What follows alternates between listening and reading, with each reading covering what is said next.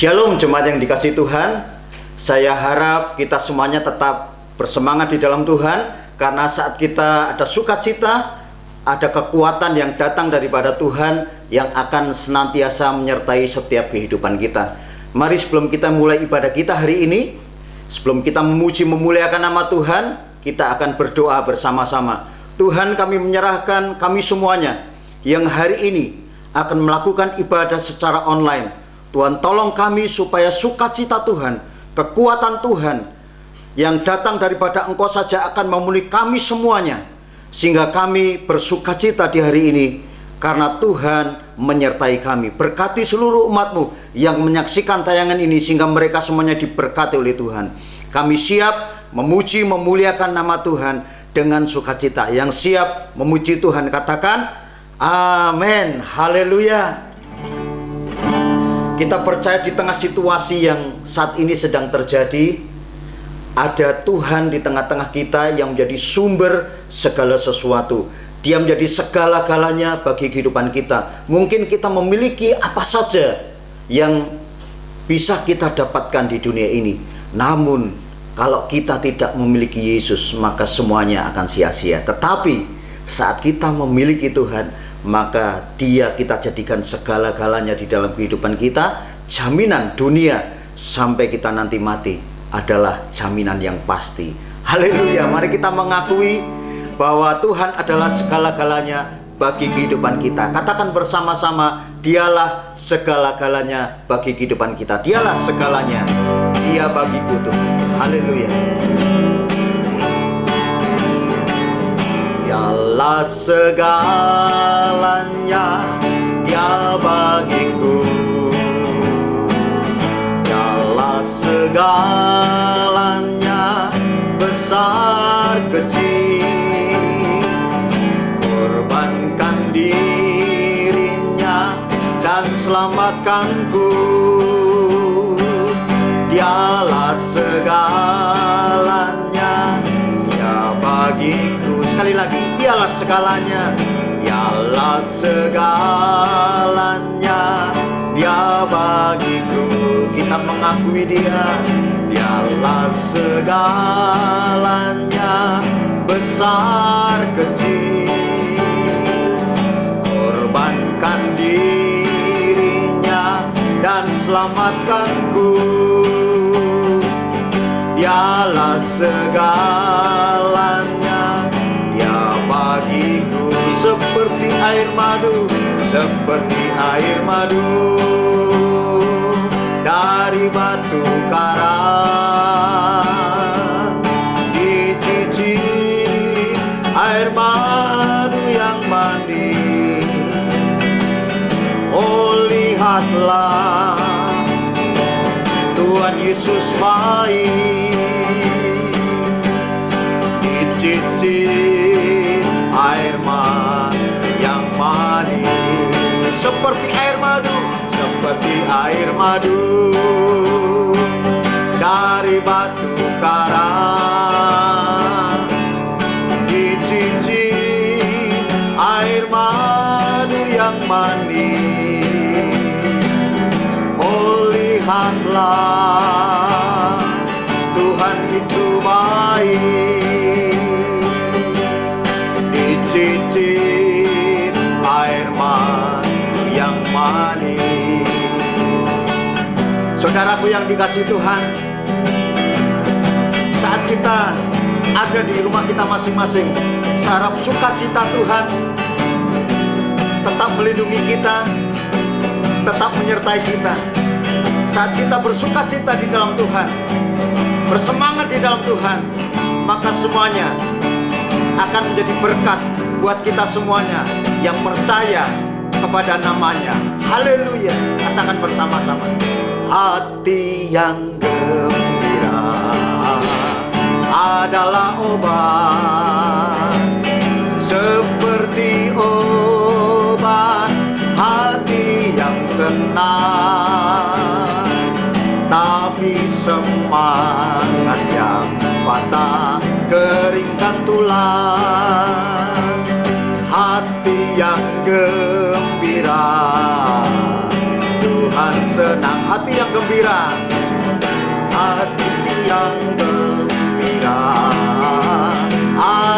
obat, seperti obat hati yang senang.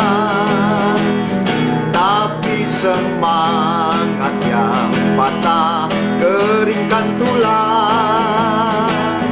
Hati yang gembira Tuhan senang. Hati yang gembira, hati yang gembira Tuhan senang. Hati yang gembira, hati yang gembira Tuhan senang. Mari kita beri tepuk tangan yang meriah di rumah kita masing-masing. Haleluya. Terima kasih Tuhan. Hari ini kami percaya Engkau ada di tengah-tengah kami, karena sukacita Tuhan memenuhi setiap kami. Kini saatnya kami persiapkan hati kami untuk kami mendengarkan kebenaran firman Tuhan. Kami haus akan Engkau Tuhan. Kami haus akan siraman firman-Mu. Oleh sebab itu siapkan hati kami, sehingga tanah hati kami siap menerima benih firman Tuhan dan jatuh di tanah hati kami yang paling subur. Berkati hamba-Mu yang hari ini Tuhan percayakan untuk menyampaikan kebenaran firman Tuhan. Pengurapan yang datang daripada Tuhan turun atas hamba-Mu. Kami siap dengar firman-Mu. Mari jemaat Tuhan yang siap mendengarkan firman Tuhan kita sambut dan kita berkata amin. Haleluya. Mari kita dengarkan firman Tuhan. Waktu selanjutnya saya berikan pada hambanya yang akan menyampaikan firman Tuhan. Shalom, haleluya, puji Tuhan saudara. Saya bersyukur dan bersukacita bisa menjumpai saudara kembali dan melayani Tuhan, melayani saudara. Dan saya percaya saudara pasti diberkati oleh Tuhan, amin.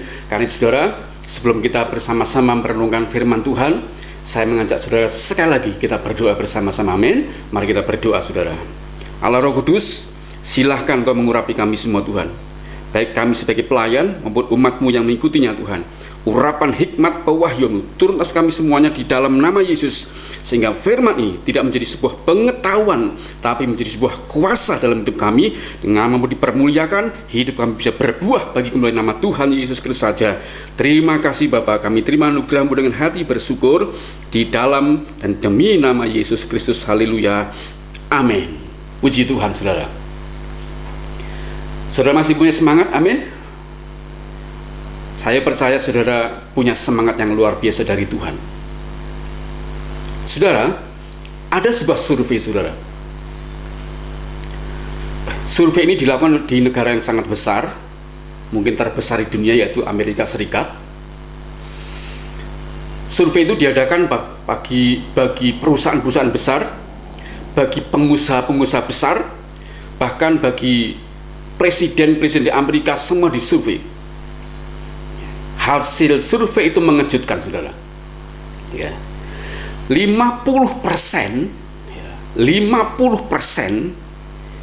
CEO, CEO perusahaan besar, rata-rata waktu mereka itu kuliah, nilai mereka hanyalah dapat nilai C.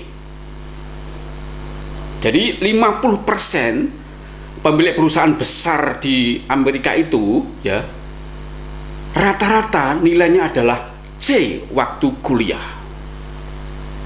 Mungkin sudah bertanya, kok bisa? Ya. Yang kedua, 70%, ya, 70%. Ya. Seluruh presiden Amerika ya, dari awal sampai selesai didata, 70% presiden Amerika hanya mencapai peringkat tengah ke bawah waktu mereka sekolah. Misalnya ada 40 murid, itu hanya peringkatnya 20, 21 sampai 40. Jadi benar-benar mereka hanya orang-orang yang jadi presiden Amerika ini ya, 70% waktu mereka sekolah itu hanya di peringkat tengah ke bawah. Ya, tidak ada yang 20 ke bawah ya, misalnya 10 besar, 5 besar, tapi ini benar-benar 21, 22 sampai 40. tengah, ya, hanya tengah saja, ya, sampai ke paling belakang. Bahkan yang terakhir saudara, 50% pengusaha besar Amerika, 50% pengusaha Amerika, ya, tidak menyelesaikan kuliahnya,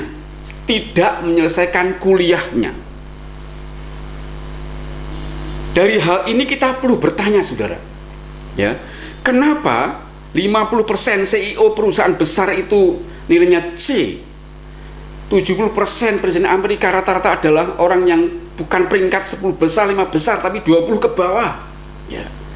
Bahkan 50% para pengusaha besar di Amerika itu tidak menyelesaikan kuliahnya, namun mereka bisa menjadi orang-orang yang luar biasa. Kita perlu mencari sesuatu, apa yang buat mereka bisa berhasil, saudara. Karena itu kita ajukan sebuah pertanyaan, saudara, ya, mengapa ditinjau dari sudut prestasi, ya, maksudnya prestasi sekolah dan kuliah, mereka bukan orang hebat, mereka bukan jenius, tetapi mampu menjadi orang yang luar biasa, ya. Ini sebuah pertanyaan yang harusnya membuat kita sadar, ada apa ya? Maka ditemukan satu jawaban dari survei itu, ya, mengapa 50% CEO, ya, 70% presiden Amerika, 50% pengusaha besar Amerika itu menjadi orang luar biasa, padahal mereka prestasi sekolahnya itu tidak bagus, ya, bukan orang jenius, bukan orang berprestasi, ya. Ternyata ada satu hal yang membedakan di antara mereka semuanya yang tidak berhasil, yaitu hanya satu kata, yaitu semangat. Semangatnya, saudara, yang membedakan satu dengan lainnya, hanya semangatnya, ya. Jadi penyebab mengapa banyak orang itu menyerah dan gagal adalah karena semangat yang patah. Semangat mempunyai sebuah peran yang krusial, penting, urgent untuk hari ini dibangkitkan dalam hidup kita sebagai orang percaya, saudara. Nah, secara akal, saudara, seharusnya yang boleh menjadi pengusaha besar, menjadi presiden, ya, menjadi pemilik perusahaan besar adalah orang-orang yang pendidikannya tinggi, peringkat atas, IPK-nya tinggi, bahkan kalau perlu jenius. Secara akal itulah yang memenuhi kriteria-kriteria menjadi orang yang berhasil, ya, dalam hidupnya. Namun fakta membuktikan, saudara, pendidikan tinggi, ya, peringkat atas, IPK tinggi atau jenius saja ternyata tidaklah cukup, ya. Semua itu harus ditopang oleh satu hal yang namanya semangat yang luar biasa. Apa itu semangat, saudara? Semangat adalah gairah dari dalam. Gairah dari dalam atau antusiasme yang besar pada sesuatu. Sebuah gairah dari dalam, ya, itu besar sifatnya akan sesuatu, ya, mengharapkan sesuatu, menjadi sesuatu. Gairah dari dalam, saudara. Tentu kita sebagai orang percaya bertanya, apa pandangan Alkitab? Nah, sebelum kita tinjau dari sudut Alkitab, saudara, ya, secara khusus ada satu fakta yang bagus yang sudah kita lakukan, ya, ada satu fakta yang bagus yang sudah kita lakukan, yaitu kita sudah menerima Yesus Kristus sebagai Tuhan dan Juru Selamat. Ini merupakan langkah awal yang baik, langkah awal yang bagus. Kita menjadi orang percaya sudah punya Tuhan Yesus Kristus. Ini langkah yang bagus, saudara. Ya. Nah, namun karena kita ini walaupun sudah percaya kepada Yesus, saudara, hidup kita ini masih berlangsung. Ya. Itu artinya dalam perjalanan kita ini ada banyak hal kita hadapi. Ya. Dalam menghadapi banyak hal ini, maka peran semangat ya, dalam tanda kutip ini menjadi sangat vital, menjadi sangat penting untuk mendapat porsi lebih di dalam hidup kekristenan kita. Mengapa, saudara? Anda tidak akan mampu menyangkal diri dan tidak akan mampu memikul salib, ya. Karena apa, saudara? Karena menyangkal diri, memikul salib itu bicara penderitaan. Orang yang tidak punya semangat tidak akan pernah mampu menanggung penderitaannya. Orang yang tidak punya semangat tidak akan pernah mampu menanggung penderitaannya. Kalau semangat menjadi sebuah kepentingan bagi orang percaya untuk menapaki hidup dia, di mana orang Kristen itu adalah harus melalui jalan salib, menyangkal diri, pikul salib. Ini penderitaan. Tanpa semangat yang luar biasa, maka di tengah jalan ini tentu ada banyak yang gugur imannya, saudara. Amsal 18 ayat 14, saudara. Ya. Amsal 18 ayat 14 berkata demikian. Orang yang bersemangat dapat menanggung penderitaannya. Tetapi siapa akan memulihkan semangat yang patah? Saya ulangi, saudara. Orang yang bersemangat dapat menanggung penderitaannya. Tetapi siapa akan memulihkan semangat yang patah? Ya. Firman ini jelas, saudara. Ya. Orang kalau punya semangat, dia punya pergumulan, dia punya persoalan, dia punya kesedihan, dia sakit mungkin, dia punya kebangkrutan, dia punya kesalahan. Namun semangat itu sangat membantu dia untuk bangkit, untuk sembuh, untuk kuat lagi. Semangat itu penting sekali. Maka tanpa semangat, ya, kalau semangat itu patah, maka semuanya selesai. Semua selesai, saudara. Ya. Di sebuah rumah sakit ada 10 orang sakit semua. Ya. Tentu memang rumah sakit tempat orang sakit, maksud saya, saudara, ya. Ini orang sakit semua di sebuah ruangan, ya, ada 10 orang. Ya, bangsal begitu. Ya. Nah, sebelah sini itu penyakitnya berat, ya, ada 2-3 orang. Ini lumayan, saudara. Ya. Nah, yang paling pojok ini berat dia 3 orang, ya. Namun perhatikan, saudara, waktu hari pertama itu yang 2 dan 3 ini, ya, itu hanya sambat, ya, aduh, menunjukkan ekspresi betapa luar biasa sakitnya. Padahal yang paling pojok itu juga beratnya sama, ya. Namun ini pojok itu memang dia nahan sakit, tapi dia berusaha tersenyum, ya. Dia berusaha mengucapkan kata-kata yang membangun dia sendiri, ya. Aku pasti sembuh, aku pasti sehat, aku pasti kuat, ya. Tubuhku ditopang oleh Tuhan, tubuhku baik, tubuh pasti disembuhkan oleh Tuhan, ya. Hari ketiga, yang 2 orang ini mati. Yang pertama di pojok itu tetap hidup. Waktu 2 orang ini mati, saudara, maka yang 7 ini terpengaruh, ya. Dari yang lumayan atau agak ringan, tiba-tiba hari keempat mereka menjadi berat, sama beratnya dengan yang 2 ini, ya. Dokternya menjadi bingung, kenapa ini? Ternyata yang 7 orang ini, ya, mereka terpengaruh dengan kematian dua orang itu, sehingga jiwanya terguncang, pikirannya kacau, menjadi khawatir, menjadi takut. Aduh, jangan-jangan aku seperti itu. Semangatnya runtuh, ya.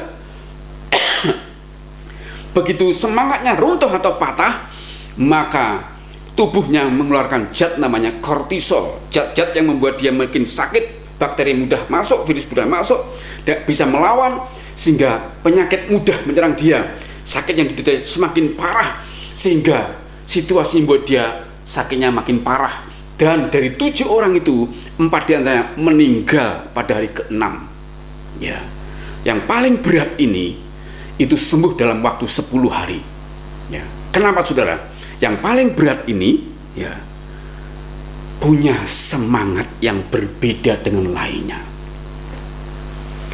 Ini berat, namun dia punya semangat. Dia berkata, aku pasti sembuh, aku pasti pulih, aku pasti dipulihkan oleh Tuhan, aku pasti sembuh. Semangat yang besar ini menopang tubuhnya, ya, mengeluarkan dopamin, mengeluarkan zat-zat membuat dia kuat kembali, sehingga antibodi dia muncul melawan sakit penyakit, dan obat-obatan itu bekerja dengan baik, ya, sehingga dia mengalami pemulihan dan akhirnya sembuh.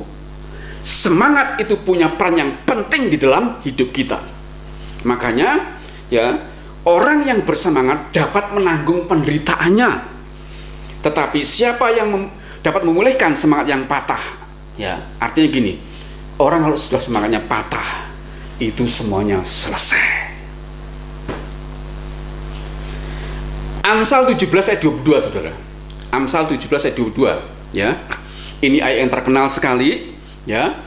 Namun harus pahami dengan kacamata yang benar. Perhatikan baik-baik, saudara. Amsal 17 ayat 22. Hati yang gembira adalah obat yang manjur, ya. Hati yang gembira adalah obat yang manjur, tetapi semangat yang patah mengeringkan tulang. Jika saudara membaca ini, ya, maka yang membuat sembuh itu adalah hati yang gembira, ya. Mohon maaf, saudara. Jadi kalau membaca ini, kemungkinan besar saudara akan berkata, oh, berarti hati gembira adalah obat yang manjur, ya. Namun perhatikan saudara kata-kata ini, ya. Hati yang gembira adalah obat yang manjur, tetapi semangat yang patah mengeringkan tulang.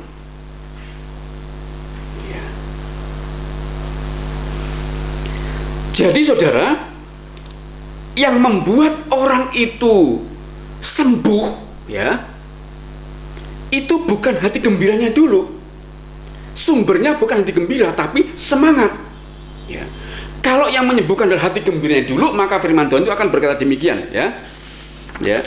Hati yang gembira adalah obat yang manjur, tetapi hati yang tidak gembira mengeringkan tulang. Ya. Tapi firman Tuhan ditulis, hati yang gembira adalah obat yang manjur, tetapi semangat yang patah mengeringkan tulang. Itu artinya, hati yang gembira adalah sebuah keputusan yang dihasilkan dari semangat. Saya perhatikan, saya ulangi saudara, ya. Hati yang gembira adalah sebuah keputusan yang dihasilkan dari sebuah semangat. Jadi semangatlah dahulu, lalu membuat gembira. Jadi kalau tidak ada semangat, tidak mungkin gembira. Semangat dulu, baru menimbulkan gembiraan. Contoh kesaksian saudara, ya.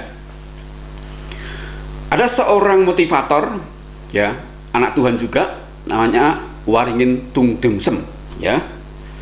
Tungdengsem Waringin, maksud saya saudara, ya. Saudara sudah melihat video-videonya saudara, ya.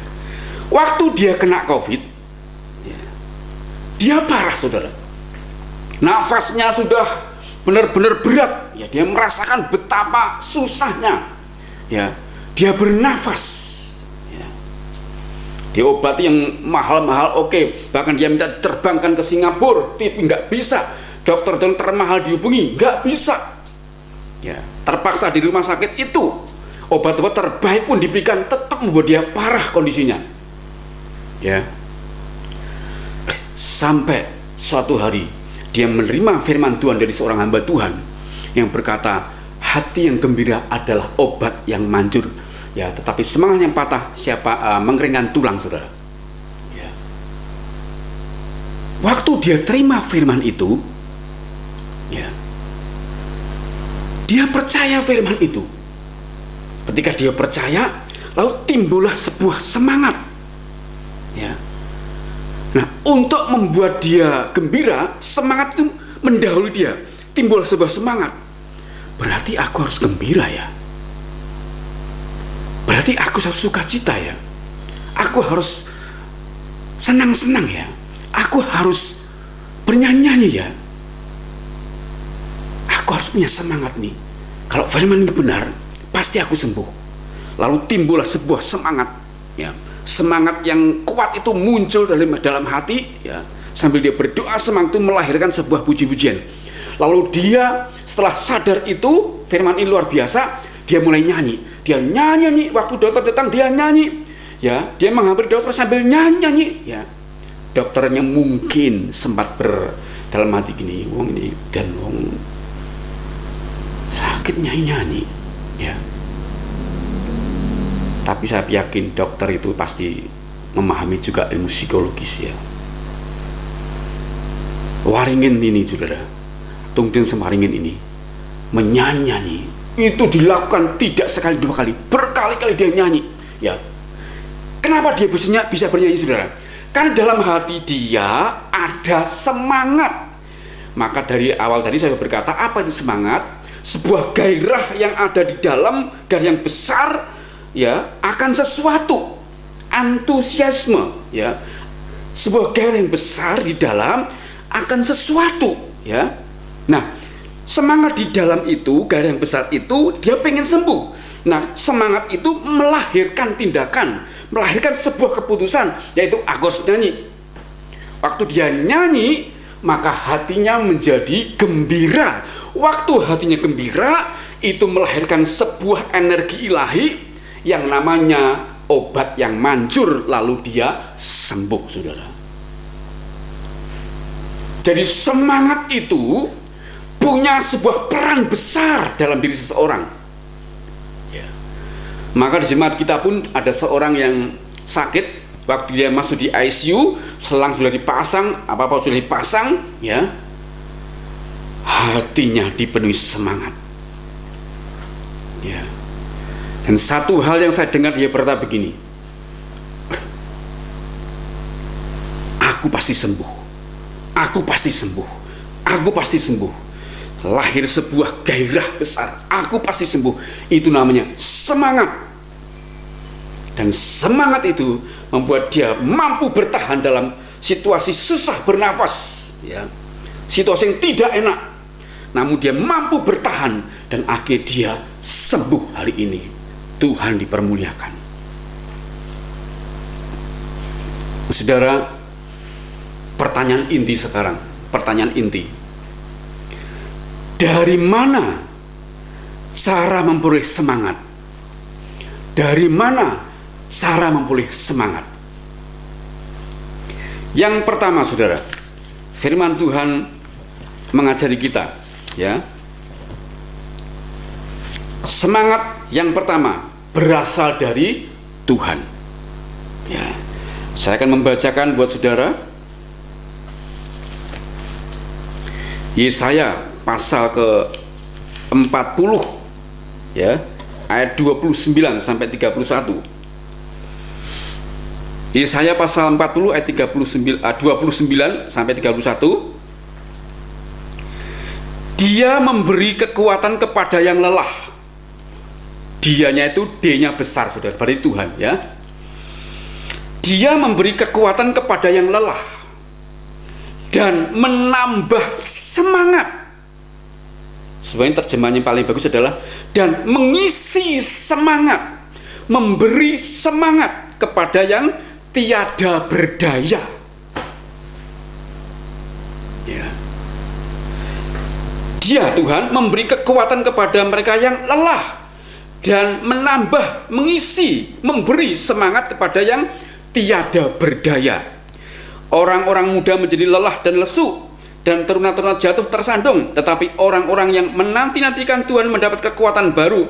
Mereka seumpama raja wali yang naik terbang dengan kekuatan sayapnya. Mereka berlari dan tidak menjadi lesu. Mereka berjalan dan tidak menjadi lelah.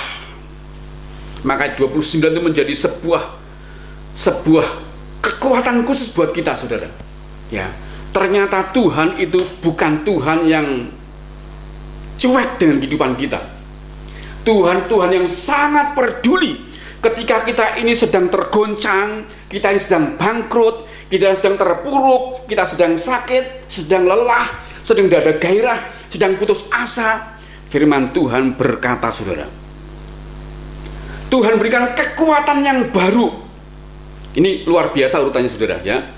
Tuhan berikan kekuatan baru kepada yang lelah, ya. Jadi kekuatannya diberikan dahulu, ya. Kekuatan bicara kesanggupan diberikan dahulu, ya. Setelah itu Tuhan juga memberikan semangat, ya. Lihat, saudara, kekuatan, semangat. Tuhan Yesus begitu luar biasa. Orang yang sudah terpuruk diberi kekuatan oleh Tuhan, ya. Yang mungkin sudah nggak bisa bangun, tiba-tiba bisa bangun. Setelah bangun mau apa? Tuhan berikan sontekan, Tuhan sontekkan, Tuhan isi, namanya semangat. Begitu dia duduk, maka ada sebuah gairah dari dalam muncul untuk melakukan sesuatu. Tuhan Yesus begitu luar biasa. Jadi sebagai orang percaya, kita bersyukur, saudara.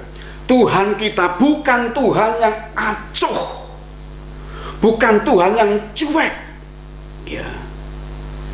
Dia mengerti, Dia peduli persoalan yang kita hadapi, ya. Dia mengerti, Dia peduli, ya. Dia mengerti, Dia peduli segala persoalan kita hadapi, ya. Namun satu hal yang dia inginkan, tetap percaya. Orang Kristen itu begitu ada persoalan yang besar, terpuruk atau sakit, ya, digoncangkan imannya. Yang runtuh pertama-tama adalah imannya, percayanya, ya. Minggu lalu kita sudah belajar dengan firman Tuhan, ya. Waktu aku takut, aku percaya. Percaya itu pegang peran penting. Makanya waktu ada sebuah persoalan sedang terpuruk, percayalah Tuhan kita tidak pernah meninggalkan kita. Yesus peduli. Yesus gembala yang peduli, saudara, ya. Jangan biarkan saudara menjadi orang yang merasa Tuhan telah tinggalkan aku. Di mana Dia? Tuhan tidak pernah meninggalkan kita.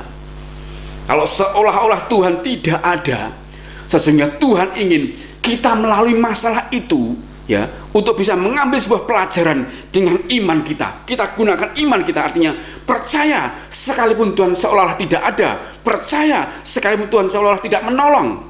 Sadrak, Mesak, Abednego, ya, disuruh menyembah kepada ilah lain, dia tidak mau, sampai keluar sebuah statement yang sangat terkenal di dunia, ya. Sekalipun Allah kami tidak menolong kami, sekalipun Allah kami tidak menyelamatkan kami tidak menyembah Tuhan lain. Itu artinya mereka lebih baik mati, ya. Sekalipun Tuhan tidak menolong, mereka tetap percaya Tuhan tetap menolong dia, ya. Sekalipun Tuhan tidak menolong, mereka tetap percaya. Itu sikap mental yang luar biasa. Makanya sebagai orang percaya, saudara, waktu kita terpuruk, waktu kita sakit, waktu dalam kondisi tidak baik, percaya satu hal, saudara, Tuhan tidak pernah meninggalkan kita. Firman Tuhan terbukti, saudara, ya. Dia memberikan kekuatan kepada yang lelah dan menambah semangat kepada yang tiada berdaya. Dia beri kekuatan dulu kepada kita yang lemah ini, ya, yang sudah lelah hidup ini karena terpuruk ada masalah. Lalu disontekkan sebuah semangat, ya, untuk dia dibangkitkan kembali. Itulah Tuhan, saudara, ya. Jadi semangat yang pertama berasal dari mana? Dari Tuhan.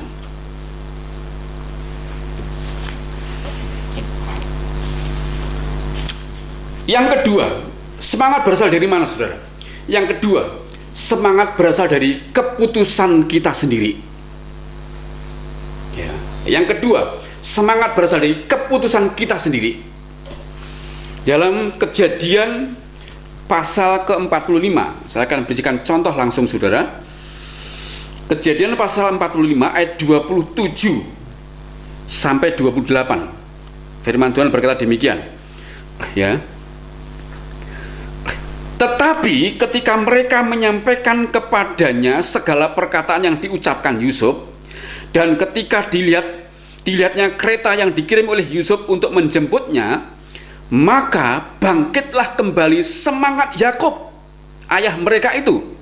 Kata Yakub, cukuplah itu, anakku Yusuf masih hidup, aku mau pergi melihatnya sebelum aku mati. Cerita ini kita sudah dengar, sudah lihat, sudah tahu, saudara. Ya.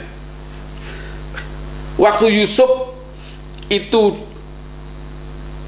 dimasukkan sumur, dijual sebagai budak, ya. Berita saudara-saudara Yusuf kepada ayahnya adalah Yusuf mati dimakan binatang buas. Namun setelah sekian tahun Yusuf menjadi seorang penguasa di Mesir, ya.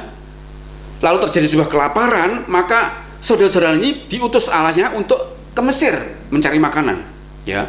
Dengan segala ceritanya, Yusuf ingin agar adiknya, kemudian ayahnya tahu bahwa dia masih hidup. Nah, waktu dia kirim kereta, ya, Yusuf kirim kereta kepada ayah sebagai bukti, ya, itu namanya kabar baik. Waktu menerima kabar baik itu, ya, sikap kita itu menentukan, saudara.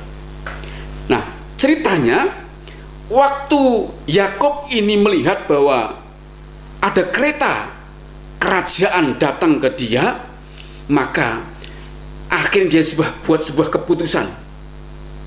Ini kan kereta dari Mesir, berarti anakku pasti hidup benar. Kata anak-anakku yang lainnya ini pasti benar ini, ya.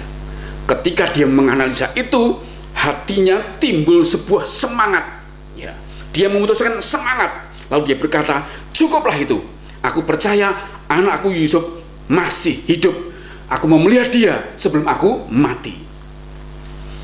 Nah, saudara, dalam banyak kehidupan kita sehari-hari, ketika kita terpuruk, saudara, ya, lalu ada orang memberikan sebuah kabar baik, ya, seringkali kita tidak meresponnya dengan baik, ya. Seringkali karena kita terlarut dengan sebuah keterpurukan, kita merasa tidak ada pertolongan, kabar baik pun yang datang kepada kita, ya, itu sama sekali tidak membuat kita percaya. Kita hanya berkata, udahlah, kamu hanya beri aku harapan, aku udah gak mungkin tertolong, ini sebab udah hancur. Udahlah, biarkan udah hancur sekalian, gak ada gunanya aku, sudah selesai, jangan dihibur lagi, ya. Seringkali ketika sangat terpuruk, mental kita sudah down, dikatakan semangat kita sudah patah, maka selesai, ya. Namun sebagai orang percaya kita harus belajar dari Yakub, ya. Ketika ada kabar baik, ya, maka kita harus menangkap itu sebagai titik terang yang membuat kita bisa ditolong, buat kita bisa diberkati, ya. Yakub membuat keputusan, sudah, aku percaya anakku masih hidup, aku akan melihat dia sebelum aku mati. Membuat dia semangat, padahal sebelumnya dia sudah putus asa. Yakub sudah nangis, itu berhari-hari, bertahun-tahun dia meratapi anak yang dikasihi dia, ya. Dia meratapi, dia bahkan pengen mati, semangat sudah luntur. Tapi begitu dia dapat berita itu, dia memutuskan untuk semangat, memutuskan untuk percaya. Lalu dia berkata, cukup, aku akan berangkat ke Mesir, aku ingin melihat anakku sebelum aku mati. Waktu kita terima berita baik, walaupun kondisi kita sangat terpuruk, kita harus belajar. Itu adalah tanda dari Tuhan. Itu secercah harapan, setitik terang yang akan buat kita tertolong. Kita harus berkata, oh ya, puji Tuhan, terima kasih, Aku percaya ini akan menjadi jalan terang buat aku. Terima kasih. Kita akan tertolong dengan semangat yang dipantik oleh kabar baik itu. Karena itu yang kedua, semangat berasal dari keputusan kita sendiri. Yang terakhir, saudara, semangat berasal dari sahabat kita. Ya, mari membaca dalam Ayub pasal kedua, ayat yang 11 sampai 13. Ayub pasal 2 11 sampai 13. Ketika ketiga sahabat Ayub mendengar kabar tentang segala malapetaka yang menimpa dia, maka datanglah mereka dari tempatnya masing-masing, yakni Elifas orang Teman dan Bildad orang Suah serta Sofar orang Naamah. Mereka bersepakat untuk mengucapkan bela sungkawa kepadanya dan menghibur dia. Ayat 12. Ketika mereka memandang dari jauh, mereka tidak mengenalnya lagi. Lalu menangislah mereka dengan suara nyaring. Mereka mengoyak jubahnya dan menaburkan debu di kepala terhadap langit. Lalu mereka duduk bersama-sama dengan dia, dengan Ayub maksudnya, di tanah selama 7 hari 7 malam. Seorang pun tidak mengucapkan sepatah kata kepadanya, karena mereka melihat bahwa sangat berat penderitaannya. Yang ketiga, yang terakhir, saudara, semangat itu berasal dari orang-orang yang mengasihi kita atau sahabat-sahabat kita. Ya. Waktu Ayub itu sangat terpuruk, ketiga sahabatnya itu datang memberikan penghiburan. Ya. Mereka dalam konteks ini ya, di pasal 2 ini, mereka hanya datang. Ya. Mereka duduk bersama. Mereka mengucurkan abu ke kepala mereka sebagai tanda ikut menderita. Lalu dikatakan, ini yang luar biasa, saudara, ya, selama 7 hari 7 malam, 7 hari 7 malam mereka hanya diam, hanya menemani duduk saja. Mereka hanya diam menemani duduk saja.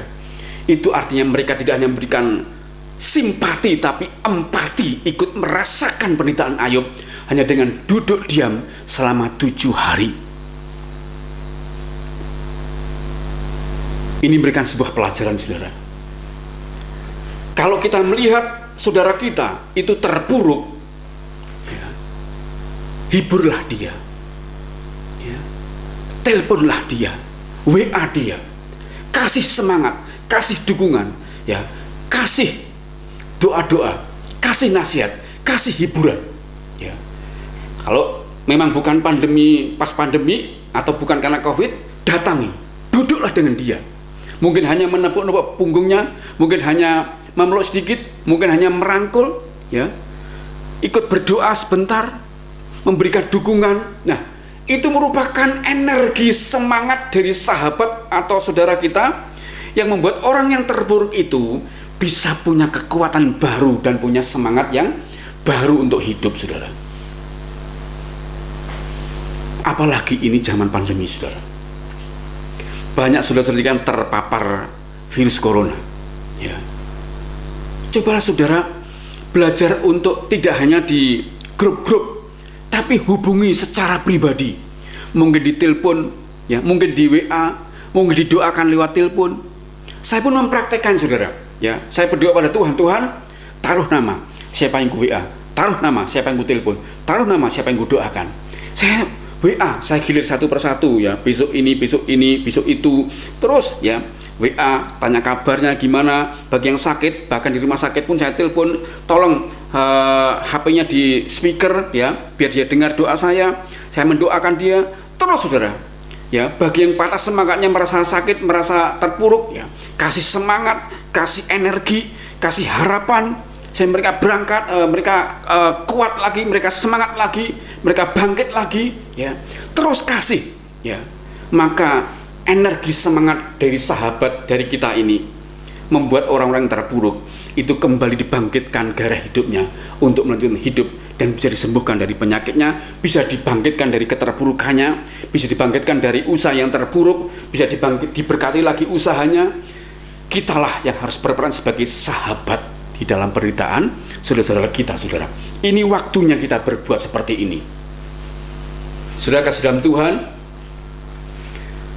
3 hal ini adalah asal dari semangat. Yang pertama dari Tuhan, yang kedua dari keputusan diri sendiri, yang ketiga dari sahabat-sahabat kita. Ya. Nah, yang terpenting adalah dari Tuhan ini saudara harus mendapatkan sendiri. Sebab ketika saudara tidak mendapat dari orang lain, dari Tuhan ini membuat saudara bisa menjadi orang yang menang. 3-tiganya penting, namun nomor 1 dari Tuhan yang paling penting dalam hidup kita, saudara. Karena itu membuat kita mampu melewati masa-masa sukar seperti ini. Orang yang bersemangat itu terpancar dari wajahnya, dari ekspresinya, dari apa yang dilakukan, apa yang tindakannya, terpancar, saudara. Maka saya senang sekali ada seorang YouTuber, ya. Waktu saya buka YouTube dia, ya, itu selalu memberikan energi, ya, memberikan sebuah energi bahwa ini orang semangatnya luar biasa, ya.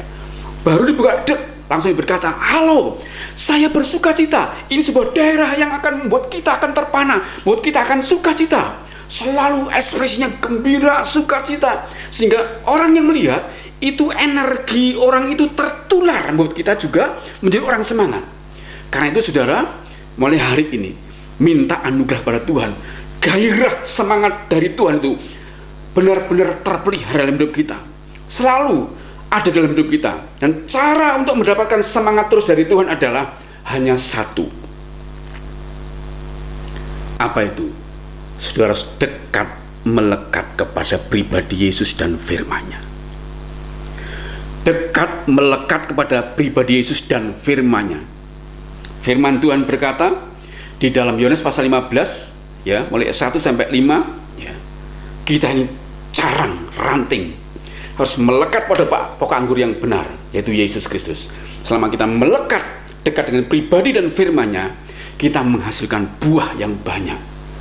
Semangat itu dihasilkan kalau kita melekat pada pokok anggur yang benar, Yesus Kristus dan firman-Nya.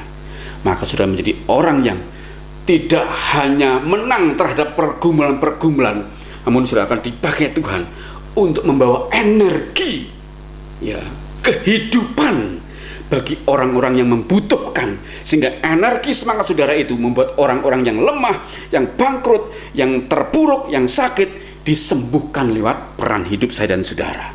Amin. Karena itu saudara, lewat renungan dengan tema semangat ini, saya berharap saudara menjadi pribadi yang berbeda hari ini. Ini masa pandemi, semua orang bisa terpapar, semua orang bisa terpuruk, semua orang bisa meninggal, saudara. Karena itu betapa saudara saya harus menghayati firman ini dan menghidupinya, agar kita menjadi lebih dari pemenang. Tuhan Yesus memberkati saudara semuanya. Jadilah pemenang, lebih dari pemenang. Kan itu semangat dari Tuhan selalu ada dalam hidup saudara-saudara. Amin untuk firman Tuhan. Mari kita berdoa bersama-sama. Bapa, terima kasih Engkau sudah melawat kami, Tuhan. Kami percaya Engkau sedang memberikan kekuatan yang baru kepada kami. Engkau sedang mengisi semangat kepada kami. Kami mungkin sudah banyak yang lelah, kami sudah banyak yang payah, kami sudah banyak yang tidak berdaya, Tuhan. Namun hari ini Tuhan, kami bersyukur Engkau melawat kami, memberikan kekuatan baru. Engkau menambah, mengisi dengan semangat yang baru dari surga, sehingga hidup kami dibangkitkan untuk menjadi lebih dari pemenang. Setiap penderitaan, sakit, penyakit, apapun buat kami terburuk, membuat kami jatuh atau runtuh, tapi membuat kami bangkit, mengalami kemenangan yang datang dari surga, sehingga hidup kami menjadi kesaksian bagi surga, bagi nama Yesus Kristus. Meteraikan firman-Mu Tuhan, urapi umat-Mu agar mereka semua menjadi pribadi yang selalu bersemangat dan menang. Terima kasih, kami terima anugerah dengan hati bersyukur di dalam dan demi kemuliaan Tuhan Yesus Kristus. Haleluya, amin. Puji Tuhan. Saya berharap saudara semua diberkati, dan kita akan berjumpa kembali minggu depan oleh anugerah dan kemurahan-Nya, dan saya berkata Shalom.